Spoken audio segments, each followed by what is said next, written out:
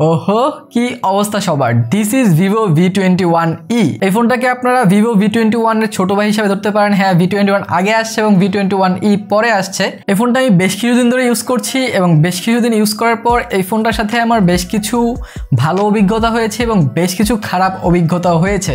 এই সব কিছু নিয়ে আলোচনা করব আজকের ভিডিওতে। কিন্তু ওভারঅল যদি এই ফোনটা নিয়ে আমি আপনাদেরকে কিছু বলতে চাই তাহলে আমি জাস্ট এক কথায় বলবো, টাকা কি গাছে ধরে। তো হ্যালো গাইস, কেমন আছেন সবাই? আমি রবিন, আপনারা দেখছেন মোবাইল বাড়িতে। চলুন শুরু করা যাক।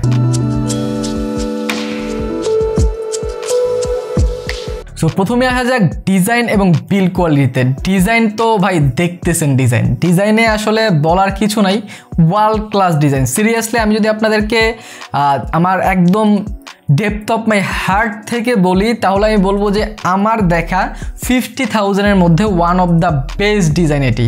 ইভেন এটি তার বড় ভাই V21-এর চেয়েও বেস্ট ডিজাইন। এটাতে যে ডায়মন্ড কাটটা দিছে না এই কালারটাতে, বাই দ্য ওয়ে আমার হাতে যে কালারটা আছে এটার নাম হচ্ছে ডায়মন্ড ফ্লেয়ার, অ্যান্ড এটা আরেকটা কালার পাওয়া যায় সেটা হচ্ছে রোমান ব্ল্যাক। রোমান ব্ল্যাকটা আসলে নর্মাল ব্ল্যাকের মতোই, বাট ডায়মন্ড ফ্লেয়ারটা seriously one of the best design মনে হয়েছে আমার কাছে। এবং এটার যেই বড় ভাই ছিল আমি বলেছি যে ওইটার চেয়েও বেস্ট ডিজাইন। যখনই আপনারা এটাকে একটু লড়াবেন এক এক জায়গায় এক এক কালার আপনারা দেখতে পাবেন এবং ইটস লুক অ্যামেজিং সিরিয়াসলি। তাছাড়া ভিভো এইটার ব্যাক প্যানেলে ইউজ করেছে anti fingerprint AG glass technology, মানে হচ্ছে এন্টি গ্লেয়ার গ্লাস, যার কারণে যখন আপনি এটার পিছনে হাত দিবেন এতটা স্মুথ ফিল হয়। লাইক আপনারা যখন 60 হার্জ থেকে 90 হার্জে শিফট করেন যেরকম একটা স্মুথনেস ফিল করেন ফোনের সফটওয়্যারের ক্ষেত্রে, ঠিক সেরকম একটা স্মুথনেস ফিল করবেন এটার পিছনে। যদি আমি সহজ কথায় বলি, আপনারা অনেকেই গেমিংয়ের জন্য ম্যাট গ্লাস লাগান এবং ম্যাট গ্লাস লাগানোর পরে যেই একটা স্মুথ এক্সপিরিয়েন্স আসে এবং এটার পিছনেও সেই ধরনেরই একটা এক্সপিরিয়েন্স পাবেন, আর যার কারণে এটা কিন্তু অনেক স্লিপারি। আর তার সাথে এটা থিকনেসটা one of the slimmest phone, মাত্র 7.38 মিলিমিটারের ফোন এটি, 171 গ্রাম ওজন মাত্র। কিন্তু যদি বিল্ড কোয়ালিটিতে আসে এখানে আপনাদের একটু হতাশার গল্প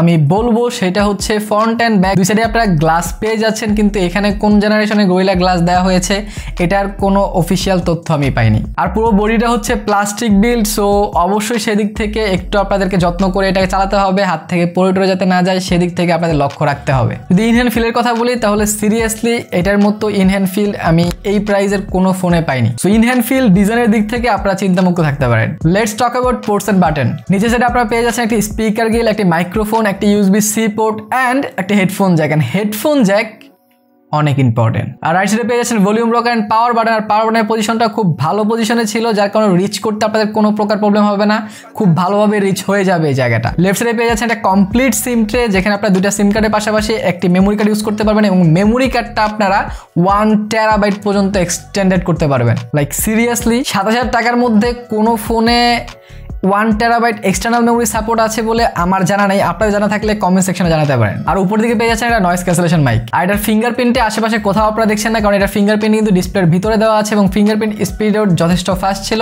আমি স্যাটিসফাইড। প্রাইস অনুযায়ী আমি এটাকে ডিসেন্ট ফাস্ট বলবো, এখানে কমপ্লেন করার মতো কিছু নেই। Let's talk about display. যেহেতু এটাতে অ্যামোলেড স্ক্রিন দেওয়া আছে, সো ডিসপ্লে নিয়ে আপনাদের কোনো টেনশন নাই। পাঞ্চি কালার পেয়ে যাচ্ছেন, ইউটিউবিং বলেন, মিডিয়া কনজিউম বলেন, খুব ভালোভাবে করতে পারবেন। অনেক মুভি দেখেছি, অনেক ভিডিও দেখেছি এবং আমি টোটালি স্যাটিসফাইড।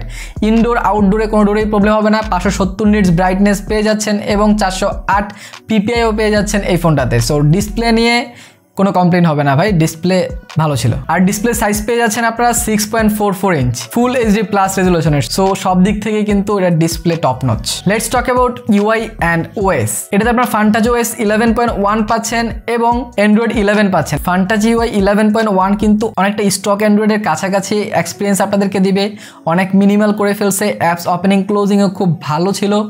তার সাথে ডার্ক মুড পেয়ে যাচ্ছেন, 3 ফিঙ্গার স্ক্রিনশট পেয়ে যাচ্ছেন, গেম মুড পেয়ে যাচ্ছেন, ডুয়েল অ্যাপ সুবিধাও পেয়ে যাচ্ছেন এই ফোনটাতে, যার কারণে মাল্টিটাস্কিং এক্সপিরিয়েন্সটাও আপনাদের খুব ভালো হবে। তাতে অ্যাপ ওপেনিং ক্লোজিং এর যে অ্যানিমেশনটা ওইটাও ভালো লেগেছে এবং ফিঙ্গারপ্রিন্টও আপনারা বেশ কিছু অ্যানিমেশন এটাতে পেয়ে যাবেন। আর এটা কিন্তু অলওয়েজ অন ডিসপ্লে সাপোর্টের এবং এমবিএন ডিসপ্লে সাপোর্টের, যার কারণে যখন আপনার কল বা অন্য কিছু আসবে তখন সাইড দিয়ে কিন্তু একটা কালার রিফ্লেক্ট হয়, যেটা দেখতে অনেকটা ভালো লাগে। সো এবার আসা যাক পারফরমেন্স সেকশনে। পারফরমেন্স সেকশনে এখানে আপনারা পাচ্ছেন স্ন্যাপড্রাগন 720G, যেটা একটি 8 ন্যানোমিটার আর্কিটেকচার আর্কিটেকচার বিল্ড করা একটি অক্টা কোর প্রসেসর, যেটি দুইটা হাই এফিসিয়েন্সি কোর আপনারা পেয়ে যাচ্ছেন 2.3 GHz এর এবং বাকি 6টা পেয়ে যাচ্ছেন 1.8 GHz এর। আর এখানে জিপিইউ হিসেবে পাচ্ছেন Adreno 618। So overall high graphics গেমগুলো আছে লাইক কড মোবাইল বা পাবজি মোবাইল এই সব ইজিলি খেলতে পারবেন। ইন ডিফল্ট আপনাদের এইচডি গ্রাফিক্স সাজেস্ট করবে, বাট আমি আপনাদেরকে স্মুথ প্লাস আলট্রাতে খেলতেই বলবো, তাহলে একটা স্মুথ এক্সপিরিয়েন্স পাবেন ব্যাটল রয়্যাল গেমে।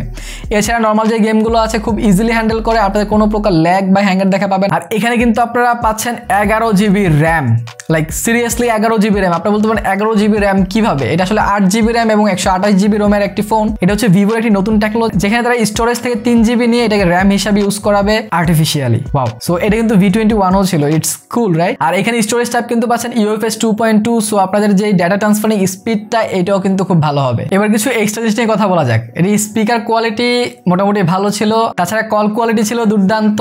আমি অনেকক্ষণ কথা বলেছি, কোনো প্রকার প্রবলেম আপনারা পড়বেন না। ব্লুটুথ 5.1 পেয়ে যাচ্ছেন, ডুয়াল ব্যান্ড ওয়াইফাই পেয়ে যাচ্ছেন। সো স্পিড নিয়ে কোনো টেনশন নেই, ওয়াইফাই বলেন অথবা ব্লুটুথ বলেন। আর এই ফোনটা কিন্তু wide L1 supported. So Netflix বা অ্যামাজন প্রাইমে আপনারা ফুল এইচডি স্ট্রিমিং করতে পারবেন, ওটা নিয়েও কোনো টেনশন নাই। কারণ ওটিটি প্ল্যাটফর্ম কিন্তু দিন দিন আমাদের অনেক বেশি ইউজার বাড়তেছে বাংলাদেশে। সো অবশ্যই ওয়াইড L1টা দরকার। তাদের সব ধরনের সেন্সর আপনারা পেয়ে যাচ্ছেন, জাইরো থেকে শুরু করে প্রক্সিমিটি, গ্র্যাভিটি, সব ধরনের সেন্সরই কিন্তু এখানে দেওয়া আছে, আপনাদের প্রয়োজনীয় সবকিছু। এবার যাক মোস্ট অ্যাওয়াইটেড ক্যামেরা সেকশনে। ক্যামেরা সেকশনে এখানে আমার মিক্স ফিলিংস রয়েছে, কিছু খুব ভালো ফিলিংসও রয়েছে, আবার একদম খারাপ ফিলিংসও রয়েছে। খারাপ ফিলিংসটাই আগে বলি। এইটাতে তারা ট্রিপল রিয়ার ক্যামেরা ইউজ করেছে এবং ফ্রন্টে তারা 44 মেগাপিক্সেল ক্যামেরা দিয়েছে। লাইক সেলফি এখানে 44 মেগাপিক্সেল পাচ্ছেন এবং মেন ক্যামেরা আপনারা পাচ্ছেন 64 মেগাপিক্সেল 1.9 অ্যাপারচারের। বাট বাকি দুটা লেন্স এখানে কি করলো? 8 মেগাপিক্সেল ওয়াইড অ্যাঙ্গেল লেন্স অবশ্যই appreciable, but 2 megapixel micro lens 27,000 টাকা দামের ফোনে এটা মানায়? এখানে যদি তারা মাইক্রো দিতে যেটা 5 মেগাপিক্সেল করতে পারতো, আর তার সাথে একটা টেলিফোটো লেন্স এক্সট্রা এড করতে পারতো। তারা এখানে 3টার বেশি লেন্স দিচ্ছে না, যেখানে আপনারা 15,000 টাকা এখন 4টা লেন্স পেয়ে যান। সো 2 মেগাপিক্সেলে যদি লেন্স দেন আপনারা 27,000 টাকার একটা ফোনে, তো লেন্স কম দিচ্ছেন কেন? আরো বাড়ায় দেন। বাট আপনারা যেটা করতেছেন এই প্রাইসে, it's doesn't make sense right. But যদি ভালোর দিকটা বলি তাহলে 64 মেগাপিক্সেল দিয়ে কিছু দুর্দান্ত ছবি আসছিল। নাইট মোডে আপনাদের বেশ কিছু ভালো ছবি আসবে। নাইট মোড নিয়ে অনেক কাজ করেছে ভিভো, এটা বোঝাই যায়। সেলফি তোলেন অথবা আপনি ব্যাক সাইডে, সব দিক থেকে ইজিলি ইউজ করতে পারবেন। 64 মেগাপিক্সেল দিয়ে ডে লাইটে তো দুর্দান্ত ছবি আসছিল, ওয়াইড অ্যাঙ্গেলও মাশাল্লাহ। বাট 2 মেগাপিক্সেলে এতটা ভালো মাইক্রো আসতেছিল না, যতটুকু আমি এক্সপিরিয়েন্স করেছি আর কি। আমি বেশ কিছু ছবি আপনাদের সামনে দিয়ে দিচ্ছি, আপনারা নিজেরাই কম্পেয়ার করতে পারেন আসলে এটা কেমন পারফর্ম করেছে। আর ফ্রন্টে 44 মেগাপিক্সেল ক্যামেরা কিন্তু দুর্দান্ত ছিল। আমি উপরে কিছু ছবি দিয়ে দিচ্ছি, আপনারা দেখতে থাকেন। আর তার সাথে কিছু কথা আমি আপনাদেরকে বলছি। এই ক্যামেরাতে বেশ কিছু অপশন আপনারা পেয়ে যাবেন, বুকে মোড থেকে শুরু করে বোকে মোডও আপনারা বেশ কিছু অপশন এখানে দেওয়া থাকবে, ওইখানে আপনারা ওগুলো সিলেক্ট করতে পারবেন। খুব ভালো কিছু ফিল্টার আছে এটাতে, তার সাথে এখানে কিন্তু বুকে ভিডিও করতে পারবেন।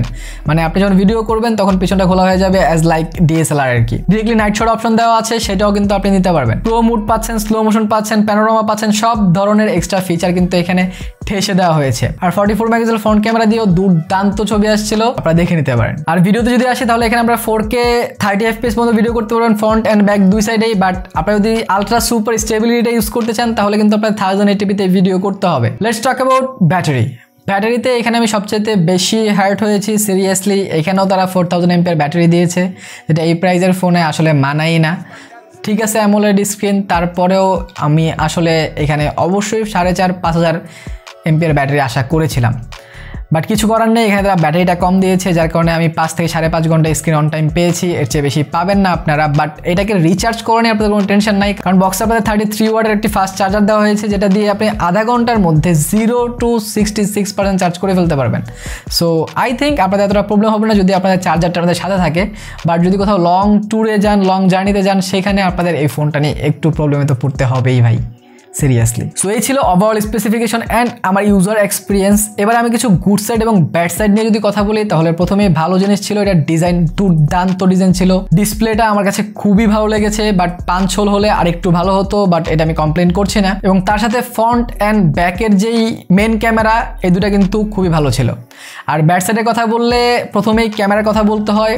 মেন ক্যামেরা বাদে বাকি যে দুইটা লেন্স ছিল ওই দুইটা লেন্স এতটা কাজে লাগে নাই। ওয়াইড অ্যাঙ্গেলটা যদি আপনার হালকা কাজে লাগবে, মাইক্রো লেন্স কোনো কাজেরই না। আরেকটা লেন্স এখানে অ্যাড করতে পারতো, টেলিফোটো বা অন্য কিছু, বাট এটাও তারা অ্যাড করে নাই।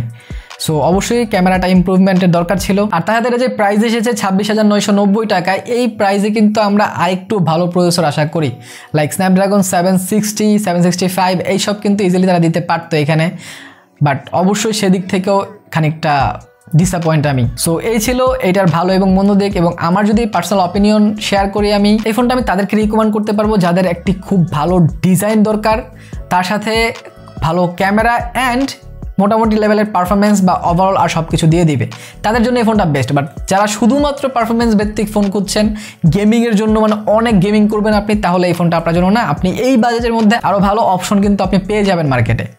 সো যাদের ডিজাইন দরকার, যাদের ক্যামেরা দরকার, তাদের জন্য অবশ্যই সুপার রিকমেন্ডেবল একটি ফোন। সো এই ছিল আজকের ভিডিওতে। আই থিঙ্ক আপনাদের সবকিছু ক্লিয়ার হয়ে গেছেন, নাহলে ভিডিওটা আরেকবার দেখে আসতে পারেন। সো ভালো থাকেন, সুস্থ থাকেন। ভিডিওটি ভালো লাগলে লাইক, কমেন্ট, শেয়ার, সাবস্ক্রাইব করে দিন। দেখা হবে পরের ভিডিওতে। টিল দেন, আল্লাহ হাফেজ।